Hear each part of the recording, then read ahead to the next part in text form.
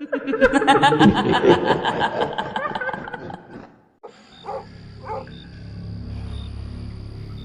से एटीएम में मेरी दूसरी पारी की शिफ्ट में ड्यूटी लगी थी, तब से रात को घर जाने में मुझे काफ़ी देर हो जाया करती थी। एटीएम से मेरे घर की दूरी करीब 4 किलोमीटर की रही होगी। एटीएम से मेरे घर जाने के रास्ते में कुछ सुनसान गलियां पड़ती थी, जो एटीएम से मेरे घर जाने का शॉर्टकट रास्ता थी।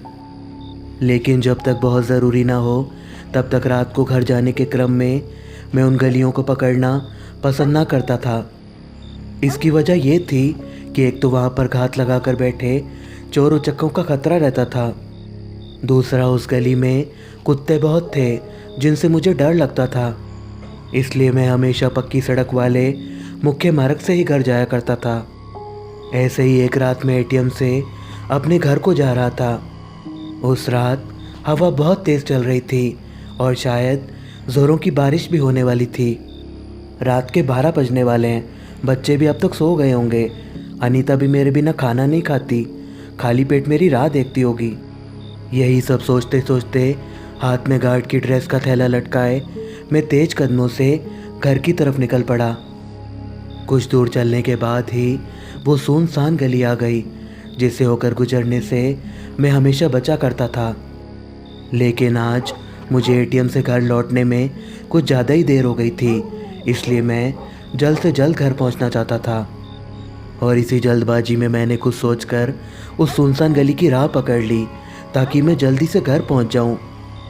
रात के करीब 12 बजे का वक्त था और ऊपर से वो सुनसान और संकरी गली, इसलिए मुझे डर भी लग रहा था। मेरे उस गली में दाखिल होते ही उस गली के कुत्ते सतर्क होते दिखने लगे, मानो कोई अनचाहा अनजाना मेहमान उनकी तरफ आ रहा हो। वैसे चाहे हम इंसान हो या फिर ये जानवर, बिन बुलाए मेहमान किसी को पसंद नहीं आते। अपने इलाके में किसी अनजान इंसान को नहीं आने देते ये जानवर। मैं किसी तरह डर डर के उन कुत्तों से बचता हुआ आगे बढ़ रहा था। ऊपर से रह रह कर मन में चोरों का ख्याल आ रहा था। इसलिए मैंने मेरी शादी में मुझे मिली सोने की चैन खोलकर जेब में डाल ली। इधर अब उस गली में भीतर की ओर बढ़ने पर वो गली अब और भी संकरी हो चली थी। इतनी संकरी कि अगर 2 से 3 आदमी एक साथ गली में आ जाएं तो आगे पीछे होकर चलना पड़े। फिर सड़क भी कच्ची थी और जगह जगह से टूटी फूटी थी, सो अलग। मैं मन में सोच रहा था, बहुत धैर्यवान होंगे इस गली में रहने वाले लोग, जो रोज़ इस रोड से आते जाते होंगे। मैं महसूस कर रहा था कि 2 चीज़ें उस वक्त बहुत तेज़ी से चल रही थी। एक तो दिमाग में ढेर सारी बातें, और दूसरे उस गली में मेरे कदम। उस गली में थोड़ा और चलने के बाद एक मोड़ आया, जहाँ एक तांत्रिक का घर पड़ता था। तांत्रिक के घर के आगे लगे उसके विज्ञापन बोर्ड के अलावा उस अंधियारी गली में कुछ भी बहुत मुश्किल से दिख रहा था। पर उस मोड़ से गुजरते वक्त मैंने महसूस किया कि वहाँ से एक अजीब सी बदबू आ रही थी। साथ ही अब थोड़ी गर्मी भी बढ़ने लगी थी। मैं अपनी धुन में अपने गंतव्य की ओर बढ़ता चला जा रहा था। अभी मैं थोड़ा ही आगे बढ़ा था कि तभी पीछे से किसी के कदमों की आहट सुनाई देने लगी। अभी तक तो कोई भी नहीं था मेरे आसपास, फिर यकायक ये किधर से आ गया? कौन है ये? कोई कुत्ता है, कोई चोर है, या फिर ये मेरा भ्रम है? मेरा मन एक साथ कई आशंकाओं से भर आया। मुझे डर लग रहा था। मैं ना लुटना चाहता था और ना ही मेरा इंजेक्शन लेने का मन था। अब मैं मन ही मन पछताने लगा कि क्यों मैंने जल्दी के चक्कर में इस गली की राह पकड़ी। वो कदमों की आहट अभी भी मेरा पीछा कर रही थी। अभी तो वो गली ख़त्म भी नहीं हुई थी। उसे पार करने में अभी थोड़ा और समय था। लेकिन मुझसे अब वो घबराहट बर्दाश्त नहीं हो रही थी, इसलिए मुझसे रहा न गया और मैंने बहुत हिम्मत करके पलट कर देख ही लिया। वो एक बूढ़ी औरत थी जो सफ़ेद साड़ी पहने मेरी ओर बढ़ी चली आ रही थी। लाठी लेकर आती उस बूढ़ी औरत को देखकर साफ ही प्रतीत हो रहा था कि वो भी तेज़ी से इस सुनसान अंधेरी गली को ही पार करना चाह रही है। सफ़ेद साड़ी पहने होने के कारण उसे अंधेरे में देख पाना बहुत ही आसान था। अपने पीछे उस बूढ़ी औरत को देखकर अब मुझे थोड़ा इत्मीनान हुआ और मैं शांत मन से आगे की ओर बढ़ने लगा। तभी अचानक से मुझे ऐसा महसूस हुआ जैसे अभी तक लाठी के सहारे धीरे धीरे चलती वो बूढ़ी औरत अचानक से गति पकड़कर बिल्कुल मेरे पीछे आकर खड़ी हो गई हो और मुझे आवाज़ दे रही हो, थोड़ा रुको बेटा। मैं पीछे पलटा तो वो बूढ़ी औरत सच में मेरे पीछे ही खड़ी थी और वो मुझसे कुछ कहना चाह रही थी। चश्मे के लेंस में से झांकती उसकी बड़ी बड़ी आंखें, झुर्रियाँ पड़े चेहरे की लटकी हुई सी चमड़ी और मेहंदी लगे उसके वो केसरी बाल। उस अंधेरी गली में उसे देखकर मुझे ऐसा लग रहा था जैसे कि वो कोई डाकन हो। सफ़ेद साड़ी में खड़ी वो बूढ़ी औरत अंधेरे को चीरती हुई अपनी एकमात्र उपस्थिति दर्ज करा रही थी। मैंने उससे पूछा, जी कहिए अम्मा, क्या बात है? जवाब में उस डाकन जैसी बूढ़ी औरत ने मुझसे निवेदन किया कि बेटा कृपा करके मेरे साथ साथ चलो, अंधेरा होने की वजह से मुझे बहुत डर लग रहा है। उसके निवेदन पर मैंने सहमति में अपना सिर हिला दिया। अब हम दोनों एक साथ आगे बढ़ रहे थे। मुझे अब मन ही मन गलानी भी होने लगी थी कि कहाँ मैंने एक बुजुर्ग औरत को डाकन समझा। चलते चलते मैंने उससे इतनी रात गए सुनसान गली में, वो भी अकेले, घर से बाहर निकलने का कारण पूछा, परंतु उसने कोई उत्तर नहीं दिया। फिर मैंने भी चुप रहना ही बेहतर समझा। लेकिन फिर कुछ पल के बाद उस बूढ़ी औरत ने जवाब दिया, मेरा घर पीछे वाले मोड़ पर ही है। मेरी बहू अभी बच्चे को जन्म देने वाली है, उसके लिए कुछ ज़रूरी सामान चाहिए, इसलिए मुझे अभी घर से बाहर निकलना पड़ा। आप मुझे सही आदमी लगे, इसलिए मैं आपके साथ हो ली। मुझ अनजान आदमी पर उसने इतनी रात को भरोसा किया, ये बात सुनकर मुझे थोड़ा अजीब लगा। खैर फिर मैंने सोचा, चलो कभी कभी ज़रूरत पड़ने पर ऐसा करना भी पड़ता है। मैं उसकी मजबूरी समझ सकता था और फिर हम लोग साथ साथ आगे बढ़ते रहे। तभी उस बूढ़ी औरत ने अपने कंधे पर लटकाए कपड़े के पुराने थैले में अपना एक हाथ डाला और उसमें से कुछ निकालकर अपना हाथ मेरी ओर बढ़ाया। उसके हाथों में एक ताबीज़ था। ये देखकर मैंने उससे पूछा, ये क्या है? उस बूढ़ी औरत ने जवाब दिया, इसे पहन लो बेटा, तुम्हारे काम आएगा। ये तुम्हें डर से ऊपर ले जाएगा और बुरी ताकतों से तुम्हें बचाएगा। उस बूढ़ी औरत को साफ साफ इनकार करते हुए मैंने खुद को उस ताबीज़ से दूर किया और थोड़ा पीछे खिसक गया। मैंने उसे बेरुखीपूर्ण जवाब देकर कहा, देखिए ऐसा है अम्मा जी, मैं इन सब बातों में यकीन नहीं करता, अतः आप कृपा करके इस ताबीज़ को मुझसे दूर रखें। ऐसा कहकर मैंने उस ताबीज़ को लेने से साफ इनकार कर दिया। लेकिन मैंने एक बात पर गौर किया कि मेरे इतने बेरुखीपूर्ण व्यवहार के बाद भी उस बूढ़ी औरत का चेहरा बिल्कुल शांत था और मेरे इतने बेरुखीपूर्ण तरीके से मना करने पर भी वो थोड़ा भी विचलित नहीं हुई। मुझे पता नहीं क्यों मन ही मन गलानी भी हो रही थी, पर मैं जानता था कि मैं जो भी कर रहा था सही कर रहा था। अब वो गली भी ख़त्म होने को थी और पक्की सड़क का डिवाइडर मैं अपने सामने देख सकता था। तभी अचानक मेरे साथ चलती वो बूढ़ी औरत रुक गई और मुझसे बोली, बेटा मेरी कुछ ज़रूरी चीज़ घर छूट गई है, इसलिए मुझे वापस जाना पड़ेगा।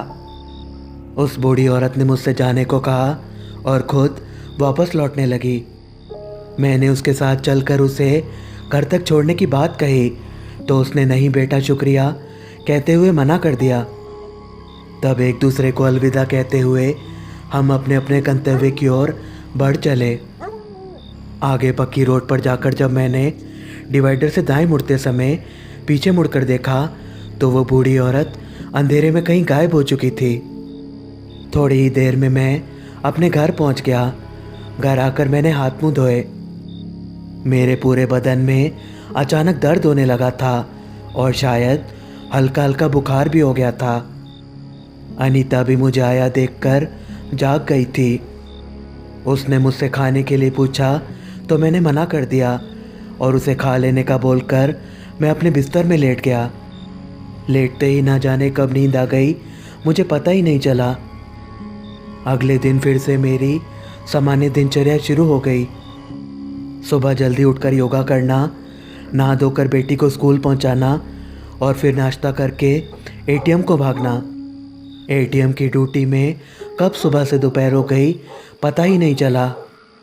जब घड़ी की तरफ नज़र गई तब मुझे लंच टाइम का पता चला और मैंने टिफ़िन खोलकर अपना लंच किया।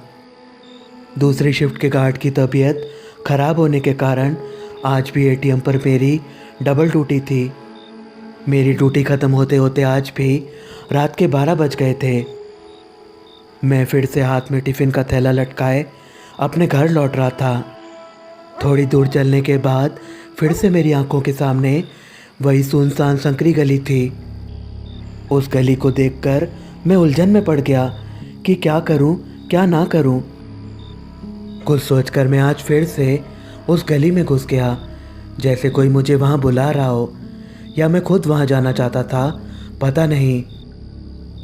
हाथ में टिफ़िन बॉक्स लिए मेरे कौतुकपूर्ण कदम धीरे धीरे आगे बढ़ते जा रहे थे। लेकिन आज उस गली में मुझे एक अजीब बात लगी। आज वहाँ कुत्ते नहीं दिख रहे थे। कहाँ चले गए सब? एक दिन में मुझसे इतने परिचित हो गए ये बेजुबान जानवर। यही सोचता सोचता मैं उस तांत्रिक के घर वाले मोड़ से घूमा। अभी मैं थोड़ा ही आगे बढ़ा था, तभी पीछे से आवाज़ आई, बेटा जरा ठहरो। आवाज़ सुनकर मैं ठिठका। पलट कर देखा तो वही केसरी बालों वाली बूढ़ी औरत लाठी लिए चली आ रही थी जो मुझे पिछली रात मिली थी। आंखों पर वही मोटे लेंस का चश्मा लगाए झुर्रियों वाले चेहरे से मुझे देखकर मुस्कुराती हुई वो उस तांत्रिक के घर के सामने खड़ी थी। आज उसने सफ़ेद साड़ी की जगह काले रंग का घेरदार सूट पहना था, जैसा अक्सर पुराने ज़माने की महिलाएं पहना करती थी। उस गली में इतना अंधेरा था, ऊपर से आज उसने काले कपड़े पहने थे, लेकिन फिर भी मैं उसका चेहरा साफ देख सकता था। आज भी मुझे तुम्हारी मदद चाहिए बेटा, मिलेगी? उस बूढ़ी औरत ने एक मुस्कान के साथ कहा। मैं हाँ बोलूँ या ना, मुझे कुछ समझ नहीं आया। फिर भी मैंने हामी में अपना सर हिला दिया और वो फिर मेरे साथ हो ली। आज वो बूढ़ी औरत कल जितनी शांत नहीं थी, आज वो कुछ कुछ बोल रही थी। हालांकि अधिकतर देर वो खामोश ही चलती रही। उसको बात करता देखकर मैंने उससे पूछा, अम्मा इतनी रात में अकेली घर से बाहर निकलती हो, किसी को साथ लेकर निकलना चाहिए ना? इस पर उसने कुछ जवाब नहीं दिया। मैंने उससे फिर सवाल किया, आप कहाँ रहती हो अम्मा? इस पर वो अपने बिना दांतों वाले मुंह से हंसते हुए बोली, क्या करोगे जानकर बेटा, बस जब भी तुम इस गली से गुजरोगे मैं तुम्हें दिख जाऊंगी। मुझे यह सब कुछ और उसका ऐसा व्यवहार बहुत ही अजीब लग रहा था। बातें करते हुए हम दोनों आगे बढ़े जा रहे थे। तभी उसने अपने कंधे पर लटकाए उसी कपड़े के थैले में हाथ डालकर कुछ निकाला। उस अम्मा ने अपनी मुट्ठी बंद कर रखी थी।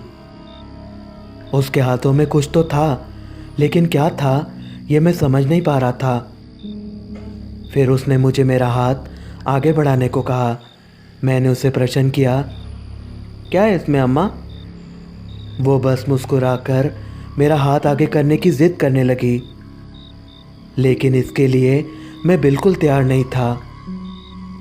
इसलिए मैंने पहले उससे मुट्ठी खोलने के लिए कहा, लेकिन जब उसने मुट्ठी नहीं खोली तो मैंने भी बोल दिया, अम्मा मैं आपको जानता ही कितना हूँ, और ऐसे ही किसी अनजान से बंद मुट्ठी से मैं तो कुछ नहीं लूँगा। आखिरकार जब मैं नहीं माना तो हार कर उसने अपनी मुट्ठी खोली। वही ताबीज़ थी उसके हाथों में जो उसने पिछली रात मुझे पहनाने की असफल कोशिश की थी। मैंने उन्हें समझाया कि अगर आप दिन में मुझे ये ताबीज़ देती तो शायद मैं ले भी लेता, पर इतनी रात गए इस सुनसान गली में, मेरे घर पर एक छोटी बच्ची भी है, इसलिए आप मुझे माफ़ कीजिए, मैं इसे बिल्कुल भी नहीं ले सकता। मेरा जवाब फिर से ना में सुनकर उस बूढ़ी औरत की आंखें तेज़ हो गईं और वो अजीब तरीके से घूरती हुई अपनी बड़ी बड़ी निगाहों से बोली, मैं तुम्हारी पूरी ज़िंदगी खुशहाल बनाना चाहती हूँ और तुम हो कि अपनी उस अभावपूर्ण ज़िंदगी से बाहर ही नहीं निकलना चाहते हो। तुम इस ताबीज़ को एक बार पहन कर तो देखो, तुम्हें एक नई और अलग ही दुनिया दिखेगी। तुम सारे दुख तकलीफ़ों से ऊपर हो जाओगे, उसने अपनी तीखी होती आवाज़ में बताया। पर मैं तो उनकी एक भी बात सुनने या मानने को तैयार नहीं था और ऐसे ही करते करते हम दोनों उस गली के आखिरी छोर तक पहुंच गए। गली के छोर पर आते ही वो बूढ़ी औरत फिर से एक जगह स्थिर हो गई और मुझसे जाने को कहकर खुद वापस अपने घर जाने के लिए मुड़ी। मैंने उससे प्रश्न किया, क्या हुआ अम्मा, वापस क्यों जा रही हो? पर मेरे प्रश्न का बिना कोई उत्तर दिए वो बूढ़ी औरत लौटने लगी।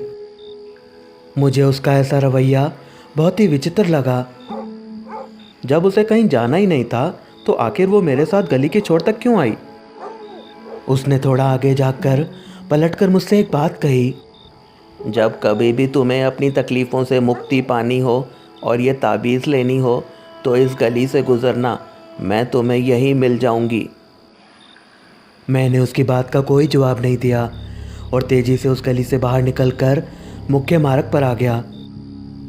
बाहर स्ट्रीट लाइट की दूधिया रोशनी से समूचा सड़क नहाया हुआ था।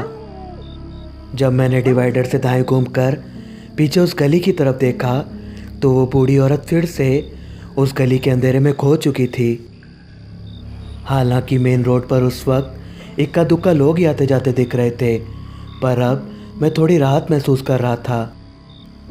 जो कुछ भी मेरे साथ 2 रातों से घटित हो रहा था उसे लेकर मेरे मन में 100 सवाल उठ रहे थे। वो बूढ़ी अम्मा ऐसा क्यों कर रही थी? ऐसा क्या था उस ताबीज़ में जो वो मुझे देने और पहनाने को इतना आतुर थी? यही सब सोचते सोचते मैं अपने घर पहुंच गया। घर आते ही आज फिर से मेरा बदन दुखने लगा और तेज बुखार भी हो गया। मैंने अनीता से दवाई मांगी और दवाई खाकर बिछावन पर लेट गया। अनीता ने खाने के लिए पूछा तो मैंने मना कर दिया। फिर वो मेरे पास आकर बैठी और मेरा सिर दबाते हुए पूछने लगी, क्या बात है जी, 2 दिनों से आपकी तबीयत ठीक नहीं लग रही मुझे, कल चलकर डॉक्टर को दिखा आते हैं। इसके बाद मुझे थका हुआ देखकर वो ज़्यादा कुछ नहीं बोली। अगली सुबह जब मैं उठा तो मेरा सर भारी लग रहा था, सो मैं अपनी बिछावन पर ही लेटा रहा। आज मैं अपनी बच्ची को स्कूल भी नहीं पहुंचा पाया। अनीता को ही उसे स्कूल छोड़ने जाना पड़ा। बच्ची को स्कूल छोड़कर और रसोई के काम ख़त्म करके वो मेरे सिरहाने आकर बैठी और मुझसे पूछने लगी, क्या बात है जी, आप इतना चिंतित क्यों हैं? कल रात भी आप बहुत परेशान दिख रहे थे। तब मैंने उसे पिछली 2 रातों से उस गली में मेरे साथ घट रही सारी घटनाओं के बारे में बताया।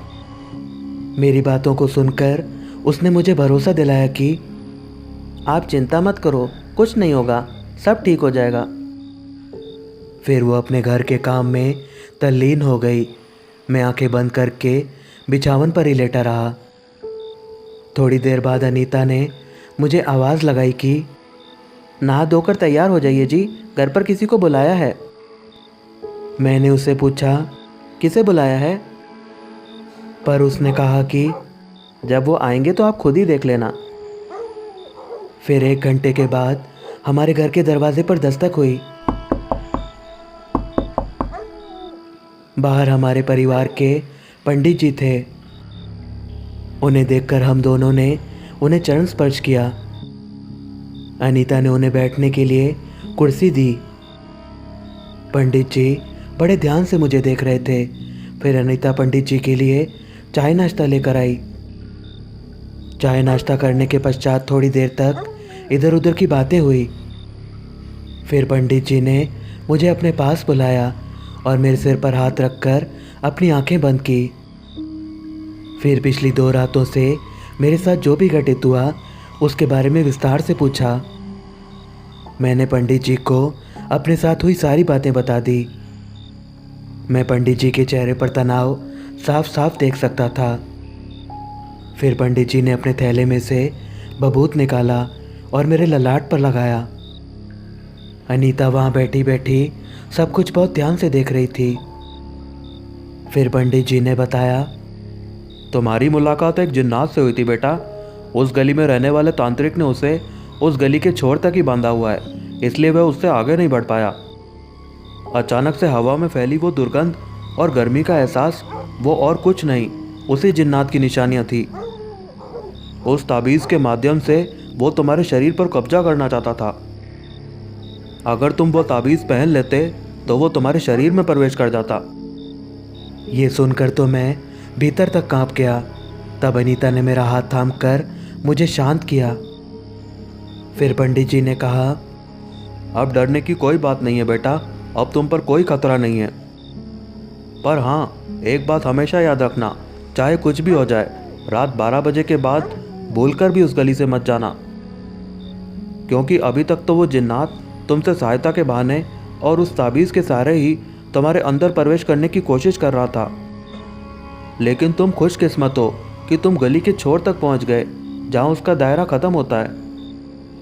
इसलिए वो ज़्यादा कुछ नहीं कर सका और उसे वापस लौटना पड़ा। तभी मैंने पंडित जी को टोकते हुए पूछा, पर पंडित जी, उस गली में तो बहुत लोग रहते हैं, तो क्या उन सब के पीछे वो जिन्नात नहीं लगता? पंडित जी ने मुस्कुराते हुए जवाब दिया, अच्छा बेटा, ये बताओ, क्या तुमने उस वक्त किसी इंसान को देखा था उस गली में? नहीं ना? क्योंकि वहाँ के लोगों को उस जिन्नात के बारे में पता है, इसलिए उस गली में रात के वक्त कोई बाहर नहीं निकलता। मैंने पंडित जी से फिर पूछा, अच्छा पंडित जी, मुझे एक बात बहुत अजीब लगी। जब मैं पहली रात उस गली में गया था तब वहाँ ढेर सारे कुत्ते थे, पर जब दूसरी रात में उस गली में गया तब मुझे वहाँ एक भी कुत्ता नहीं दिखा। तो क्या? इतना बोलते बोलते मैं चुप हो गया, क्योंकि मुझे स्वयं ही उसका मतलब समझ में आ गया था।